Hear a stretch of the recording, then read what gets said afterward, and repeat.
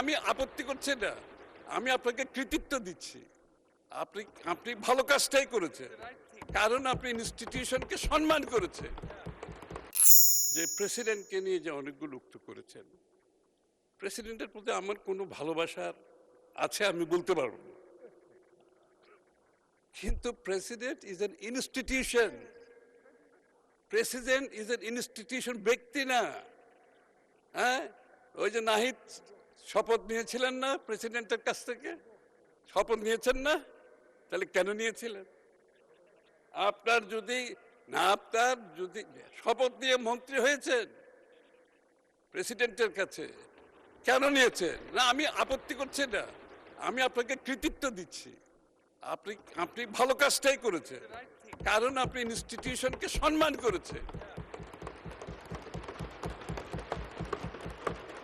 এখন আপনি মন্ত্রী নাই, আপনি বিরোধী দলে বসে আছেন, এখন আবার প্রেসিডেন্টকে আপনি ইনস্টিটিউশন হিসেবে তার সম্মানটা থেকে বঞ্চিত করছেন। আপনাদের বক্তব্যে সকলের মধ্যে এই কথাটি উঠে আসছে। আবার যেদিন শপথ গ্রহণ করা হয়েছে